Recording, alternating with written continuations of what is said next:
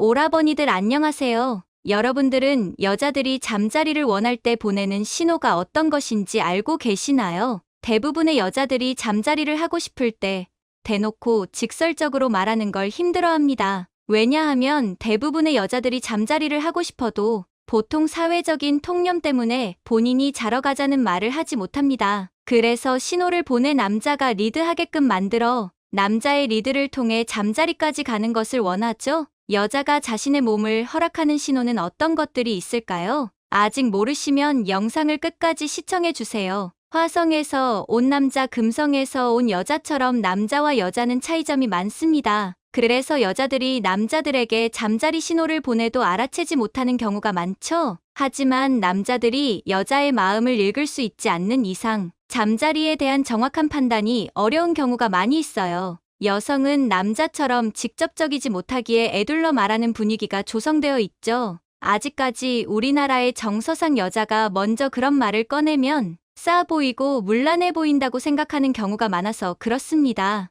매체에서 야한 영상이 많이 보여 요즘은 많이 퇴색됐지만 여자들에게 있어 잠자리는 큰 결심이 서야 할 수 있어요. 서양보다 특히 동양 여성들에게 잠자리는 아주 특별한 행위로 교육을 받았죠. 정절을 지켜야 한다는 그런 이유로 말이죠. 그래서 마음에 들어도 자자고 직접적으로 표현하는 것은 많이 힘들어합니다. 그렇게 교육받아 왔고 여자는 거절의 동물이기 때문이죠. 그렇기 때문에 여자가 보내는 신호를 모르면 기회가 왔을 때 모르고 놓쳐버리거나 기회가 아님에도 무리하다가 관계가 오히려 악화될 수도 있고 신호를 오해해서 창피를 당할 수도 있습니다. 그래서 모르면 손해보는 여자가 자신의 몸을 허락할 때 보내는 신호 바로 알아보겠습니다. 첫째는 성적농담이에요. 성적농담은 매우 예민한 대화 주제입니다. 그래서 어느 정도 서로 좋게 보고 호감 있을 때 이런 대화 주제로 장난도 치고 이야기를 할 수 있는 것이죠. 반대로 이야기하면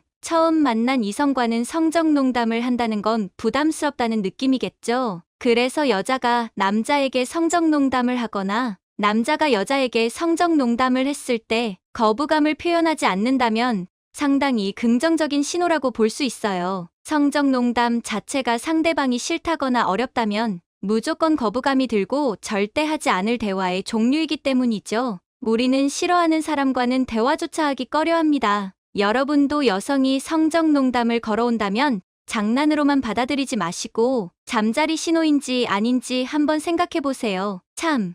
그러고 여자의 신호를 확인할 때 주의할 사항은 여성의 감정은 표정과 행동에서 나타나게 되어 있습니다. 이 사람이 정말 싫은 건지 아니면 잠자리를 가지고 싶긴 한데 튕기는 건지 표정과 행동을 잘 살펴보세요. 누가 봐도 표정이 굳어지고 행동이 위축된다면 더 이상 건드리지 마세요. 가끔 여자의 거절을 거절로 생각 안 하시고 이것은 진짜로 싫다는 확실한 거절의 표시이기 때문에 그래야 다음이라도 기약할 수 있습니다. 반대로 여성의 표정에서 굳어지거나 진지한 느낌이 나지 않는데 모텔에 가려고 하지 않는 경우는 나는 싼 여자가 아니야, 더 설득해줘 라는 생각을 가진 여성분입니다. 이런 여성의 경우는 더 노력해 달라는 뜻으로 생각하면 됩니다. 보통 이런 여자들은 자신은 모텔을 가지 않겠다고 말하면서 이상한 핑계를 많이 댑니다. 이상한 핑계라는 건 누가 봐도 설득할 수 있을 만한 핑계들을 남자들에게 이야기한다고 생각하시면 됩니다. 다리 아파 못 가겠어 이런 핑계를 댄다면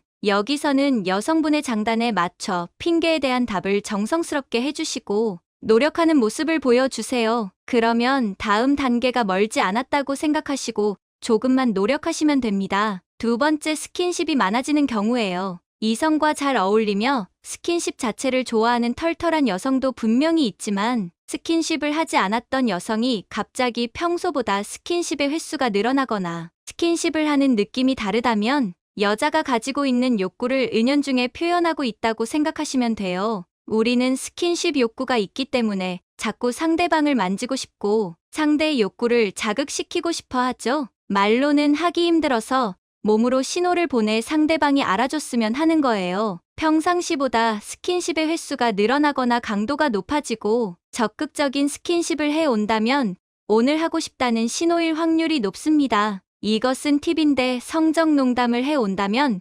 본인이 먼저 스킨십을 해보세요. 그래도 분위기가 좋다면 오늘은 그린 나이트입니다. 스킨십을 구체적으로 예를 들자면 가슴이 남성의 팔에 닿을 정도로 붙어서 걷는다거나 얼굴을 만진다거나 손에 깍지를 낄 수도 있고 여러분 쪽으로 몸을 자주 기울이면서 팔뚝, 어깨 등을 슬쩍슬쩍 터치하는 것이죠. 오늘따라 성적 농담과 터치가 많다면 하고 싶다는 신호일 확률이 거의 80% 정도에 해당하니 여러분은 꼭 신호를 놓치지 마세요. 세 번째는 집에 가려고 하지 않는다입니다. 귀가 시간이나 통금 시간이 있는데도 집에 가지 않으려고 하고 더 놀자고 이야기한다면 오늘 밤 하고 싶다는 신호일 확률이 높습니다. 남자친구와 잠자리를 원하는 여성은 집에 가려고 하지 않아요. 왜냐하면 더 놀다 시간이 늦으면 집에 가기가 어려워지는 여자의 명분이 생기니까요. 자기 집에 가지 않으려 하고 더 놀고 싶다고 한다면 높은 확률로 오늘은 괜찮다는 신호입니다. 그럼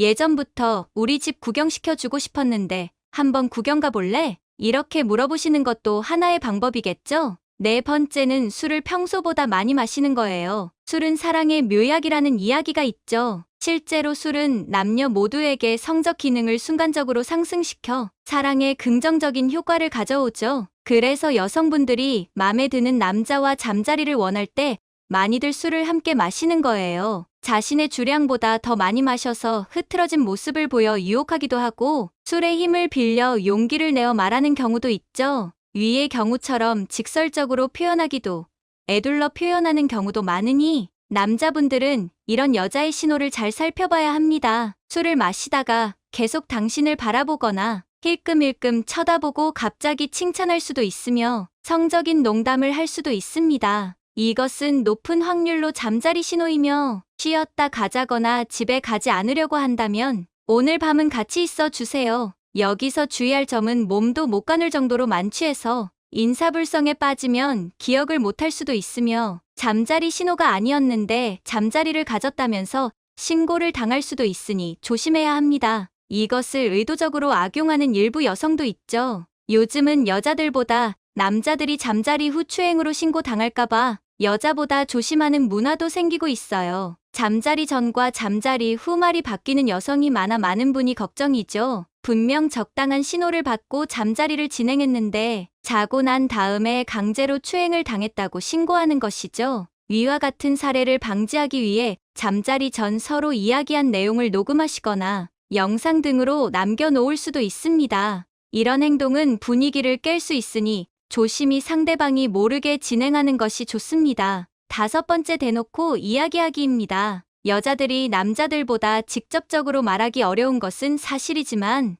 요즘 시대에는 예전처럼 여자가 먼저 그런 말을 꺼낸다고 해서 싸게 보이거나 해프게 보는 경우는 많이 없어졌습니다. 혹시 선세쿠사라 들어보셨나요? 요즘 MZ세대가 쓰는 유행어인데 잠자리를 먼저 하고 사랑을 한다는 말입니다. 이렇게 세대가 바뀌고 시대가 바뀌면서 성문화도 개방적으로 바뀌고 있는 추세입니다. 우리 성문화가 점점 개방적으로 바뀌게 되면서 여자들도 마음에 드는 남자가 있다면 자신의 마음을 표현하는 것에 적극적이고 자유로워졌고 특히 술자리에서 아무리 신호를 보내도 남자가 눈치채지 못한다면 초조해진 여자는 자신의 입으로 말하게 될 수도 있습니다. 나 너를 좋아해서 하고 싶다라고 말이죠. 오늘은 여자들이 자신의 몸을 허락하는 신호에 대해 함께 알아봤습니다. 일부 여성의 경우 이런 신호를 이용해서 거짓 신호를 보내 상대방을 오해하게 만들어 악용하는 예도 있습니다. 그래서 거짓 호감 표시도 구분할 줄 알아야 호구 잡혀서 조공하는 일도 없습니다.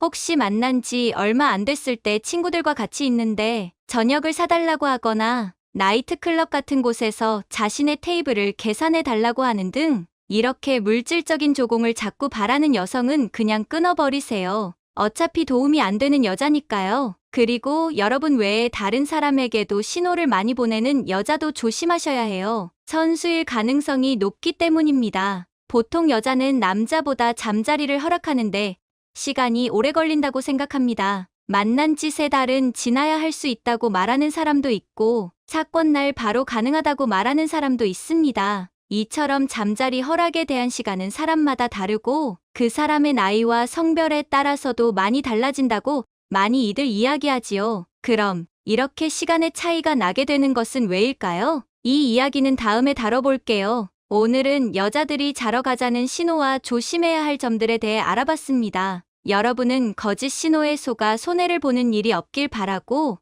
여자가 보내는 신호를 잘 구분하여 기회를 놓치는 일이 없기를 바랍니다. 이제 오늘의 다음 콘텐츠로 넘어가겠습니다. 대부분의 중년들은 나이를 먹어도 마음만큼은 항상 청춘이라고 생각하실 겁니다. 더군다나 늦은 결혼과 이혼 등으로 인해 중년이 되어서도 연애를 멈출 수가 없는 경우가 많습니다. 그러나 오히려 나이가 들면서 상대를 바라보는 조건들이 하나둘씩 늘어가는 것이 현실입니다. 그런 이유로 중년 연애를 더욱 힘들다고 느낍니다. 그럼 어떤 이유로 인해 중년들이 연애를 힘들다고 느끼는가를 알아보겠습니다. 1점. 능력에 따라 선호하는 나이 차이가 있다. 중년 여자는 비슷한 나이 또래의 남자를 선호합니다. 위아래로 5살 이상 차이가 나는 것을 불편해하죠. 그 이유는 자신과 공감대를 형성할 수 있는 비슷한 나이대의 남자를 선호하는 것입니다. 중년 남자는 능력에 따라 확연한 차이를 보입니다. 능력이 없는 남자는 여자가 자신과 비슷한 나이이거나 연상의 여자도 마다하지 않습니다. 그러나 여자들이 호불호 없이 좋아하는 능력 있고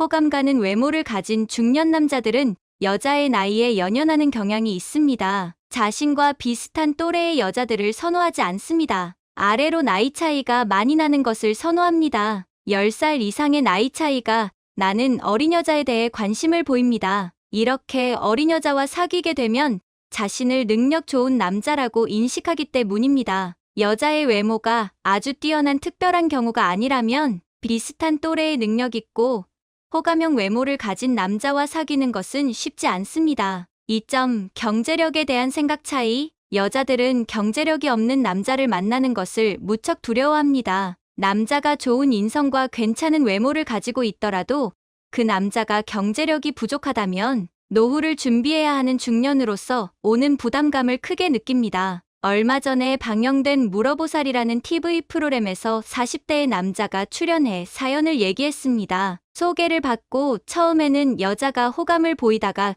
2~3번 만나면 모두 떠나서 연애가 안 된다는 사연이었습니다. 그때 서장훈의 한마디 질문으로 모든 궁금증이 해결되었습니다. 너 모아놓은 돈 얼마니? 저 별로 없는데요. 너 월급 얼마나 받니? 월이 130만 원입니다. 딱 답이 나온 거죠. 처음에는 호감을 가졌으나 그 남자의 경제력을 보고 불안감을 느껴 도망가는 것입니다. 이렇게 여자들은 경제력이 없으면 피하려고 하거나 그 사람과 말도 하지 않으려고 합니다. 경제력이 없는 남자의 입장에서는 꼭 남자만 경제력이 있어야 하나?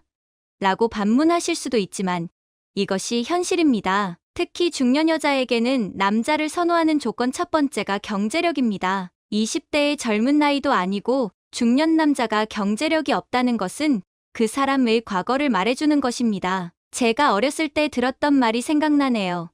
남자는 40대가 되면 자신의 얼굴에 책임을 져야 한다 라는 말이었습니다. 여자는 남자의 미래의 비전을 중요하게 생각하고 울타리가 되어줄 수 있는가를 생각하기 때문에 남자의 경제력을 가장 중요하게 생각합니다. 남자 또한 자신이 능력이 있을수록 경제력이나 능력이 없는 여자를 선호하지 않는다는 사실입니다. 여자의 당당하고 능력 있는 모습에 매력을 느끼게 됩니다. 능력이 없는 여자는 능력이 있는 남자를 찾고 능력이 있는 남자도 능력이 있는 여자를 찾는다고 하니 참 아이러니합니다. 능력이 없는 중년 여자는 능력이 있는 남자들 통해 안정감을 갖고 싶어 하지만 정작 능력이 있는 남자는 그 여자를 가벼운 관계로만 생각하고 진중한 관계로는 생각하지 않는 경향이 있습니다. 3점. 외모에 대한 가치 차이. 여자의 외모는 남자에게 호감을 주는 최고의 가치입니다. 여자의 아름다운 외모는 절대적인 권력과도 같습니다. 여자들도 그것을 잘 알고 있기에 성형외과나 피부과에 큰 돈을 투자하는 것입니다. 그리고 비싼 옷과 화장품에 연연하게 되는 것이죠. 남자는 여자를 만나고 3초면 여자인지 그냥 여자 사람인지를 판단한다고 합니다. 아무리 내면이 착하고 성격 좋고 괜찮은 여자라 할지라도 남자들이 생각하는 외모의 기준을 넘지 못하면 남자는 여자로 인식하지 않습니다. 여자는 출중한 외모를 가지고 있지 않다면 남자를 만나기 너무 힘듭니다. 제가 어렸을 때 중학교 영어 교과서 본문 중에 해석했던 지문이 생각이 나네요. 외모는 나의 최고의 추천서이다라는 지문이 있었습니다. 여자로서의 자존심을 지키기 위해서라도 외모 가꾸는 것을 소홀히 해서는 안 됩니다. 남자 또한 경제력에서 출중한 능력을 가지고 있지 않다면 외모 관리를 통해 훈훈한 모습을 여자에게 어필해야 합니다. 외모에 있어서 남자와 여자 모두 공통적으로 싫어하는 부분은 비만입니다. 살이 찐 사람들은 자기 관리를 잘하지 않는다고 생각합니다. 4점 매력 포인트. 남자가 능력이 좋고 여자가 외모가 뛰어나도 매력이 없다면 서로 끌리지 않을 것입니다. 여자들이 생각하는 남자의 매력 포인트는 무엇일까요? 가장 큰 매력 포인트는 여자를 안심시키는 여유 있고 자신감 있는 모습입니다. 이런 남자는 능력 있고 책임감 있고 여자를 보호해 줄 것 같다고 생각합니다. 여자들은 이런 남자를 배울 점이 있고 존경할 만한 사람이라고 표현하기도 합니다. 만약 남자와 여자의 소개팅에서 남자가 우물쭈물하면서 여자와 눈도 못 마주치고 말도 떨어서 못한다면 여자는 그 남자에게서 전혀 남자다움을 느끼지 못할 것입니다. 남자의 매력은 자신감이 반입니다. 이 점을 잊지 마세요. 여자의 자신감은 자존감입니다. 우리가 흔히 하는 말 중에 자존심이 없는 여자는 여자도 아니다라는 말을 합니다. 특히 여자는 이혼을 하고 경제적인 어려움을 겪다 보면 자존감이 서서히 떨어집니다. 외로워서 누구에게든 의지하고 싶어하는 절박한 모습이 자존감이 낮은 여자로 보이게 하는 행동입니다. 남자들에게 가치 있는 여자가 되기 위해서는 자존감을 높여야 합니다. 혼자서도 자기 삶을 사랑하고 항상 주체적으로 행동해야 합니다. 여자가 자존감이 떨어져 있는 상태에서는 괜찮은 남자가 절대로 다가오지 않는다는 것을 명심해야 합니다. 5점 관심과 인정의 교환. 남녀가 사랑한다는 것은 단순히 좋아하는 감정만 있다고 해서 지속되는 것이 아닙니다. 남자들은 여자에게 끊임없이 관심을 가져야 하며 여자는 남자들이 하는 행동에 대해 인정을 해줘야 합니다. 남자와 여자 사이에서 관심과 인정이 서로 교환될 때 연인으로서 발전하게 되는 것입니다. 연인이 된 후에도 남자의 관심과 여자의 인정이 맞교환되어야 서로의 사랑이 견고해지는 것입니다. 여자와 썸을 타는 남자라면 여자에게 관심만 갖는다고 관계가 발전되는 것이 아닙니다. 관심에 감동 한 스푼을 꼭 넣어야 합니다. 그래야 여자의 마음이 열리고 남자를 받아들이게 되는 것입니다.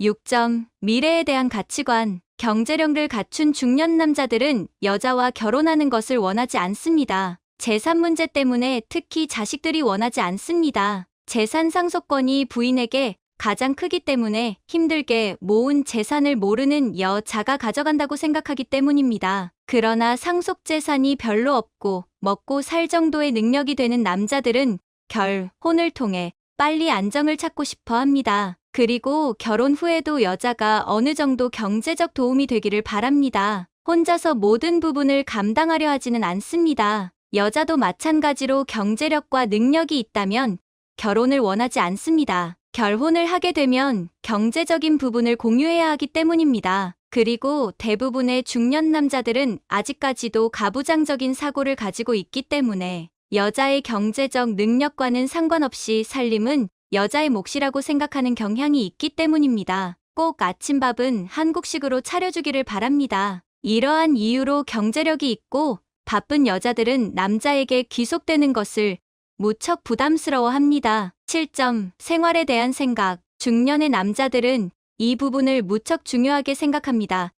여자도 자신과 이 욕구가 있는가를 중요하게 생각합니다. 손잡고 맛있는 거 먹고 여행 다니는 것이 행복이라고 생각하는 경향이 있습니다. 그러나 남자들은 50대, 60대, 70대가 되어도 그 부분이 가장 중요하다고 생각하는 경향이 있습니다. 나이에 따라 보수적이거나 개방적으로 나뉘는 것이 아니라 사람의 성향에 따라 달라지는 것입니다. 이렇게 남자와 여자는 나이가 들어도 연애를 바라보는 관점은 많이 다른 것 같습니다. 마지막 부분은 당신의 삶을 위한 건강 섹션이 될 것입니다. 우리나라 65세 이상의 노인 중 절반 이상이 퇴행성 관절염 환자라는 사실을 알고 계신가요? 관절은 우리 몸의 체중을 버틸 수 있게 완충제 역할을 해주는 아주 중요한 기관입니다. 차에 완충 역할을 해주는 소위 쇼바라 불리는 장치가 없다면 어떨까요? 그 충격은 고스란히 우리 몸에 전해질 것입니다. 참고로 쇼바는 우리말로 완충기라고 하죠. 아무튼 관절이란 것은 쓰면 쓸수록 닳는 신체 부위입니다. 따라서 관절이 닳게 되면 그 충격이 그대로 전해져 통증이 생기고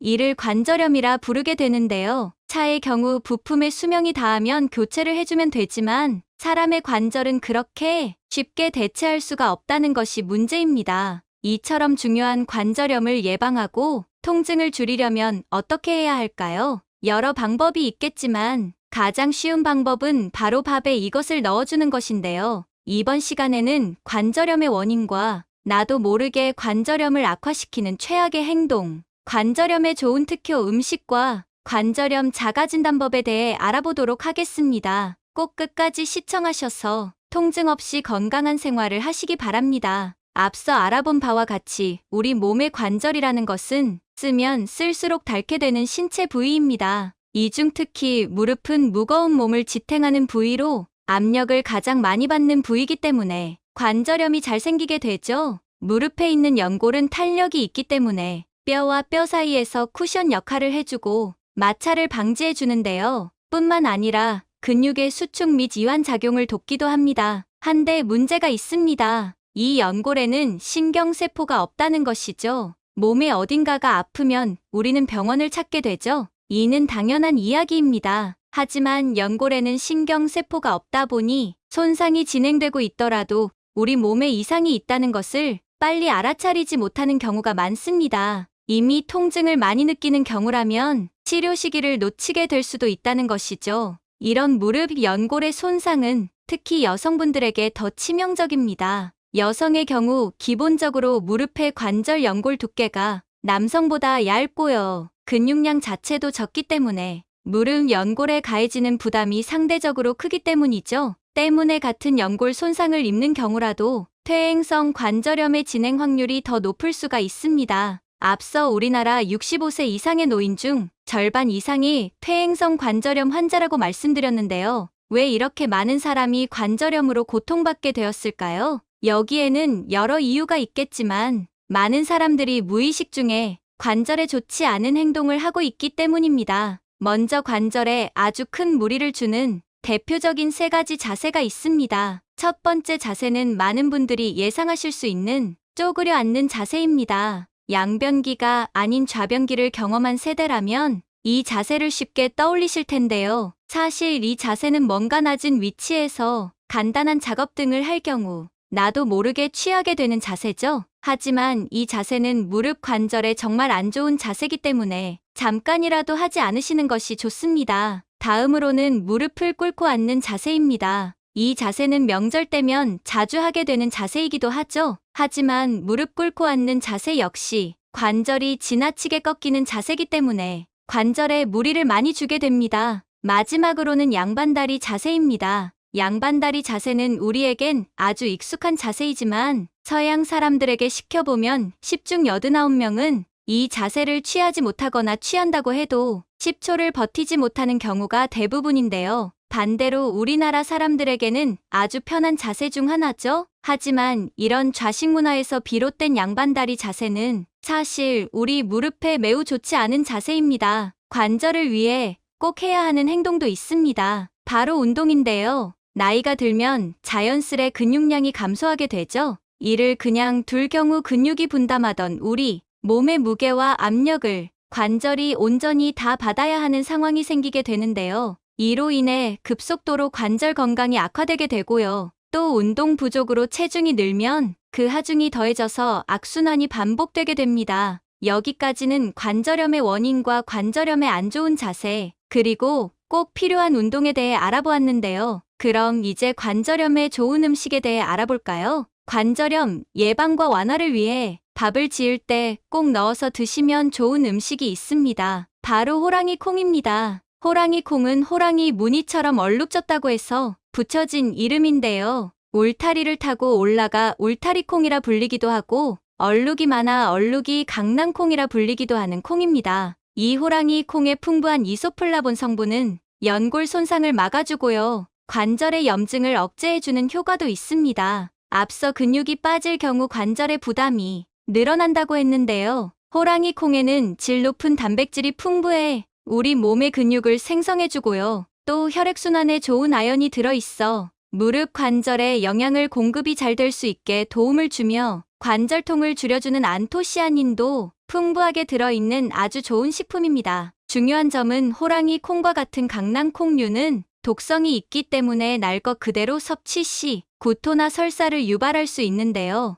이런 호랑이 콩을 밥을 지을 때 넣어서 콩밥으로 만들어 먹으면 손쉽게 건강밥을 만들어 먹을 수 있습니다. 앞서 관절염의 경우 치료 적기를 놓치는 경우가 많다고 말씀드렸는데요. 그렇다면 내가 현재 관절염이 있는지 없는지는 어떻게 알 수 있을까요? 관절염을 초기에 발견하기 위해서는 지금부터 알려드리는 7가지 항목 중 나에게는 몇 가지나 해당되는지 먼저 체크를 해보셔야 하는데요. 하나씩 알려드릴 테니 해당되는 것이 있으면 손가락으로 그 개수를 세어보시기 바랍니다. 1점 많이 걷고 나면 무릎이 23일간 아프다. 2점 계단을 오르거나 내려갈 때 무릎이 아프다. 3점 앉았다 일어서면 무릎이 아프다. 4점 걷다가 서면 갑자기 무릎에 힘이 빠지면서 주저앉을 것 같은 느낌이 든다. 5점 많이 걸으면 무릎이 붓는다. 6점 차렷 자세로 서면 무릎 사이가 주먹 하나 이상 들어갈 정도로 벌어진다. 7점 다리를 뻗고 앉으면 무릎 뒤쪽이 바닥에 닿지 않는다. 위의 사항들 중 해당 사항이 없거나 한 개만 있는 경우라면 축하드립니다.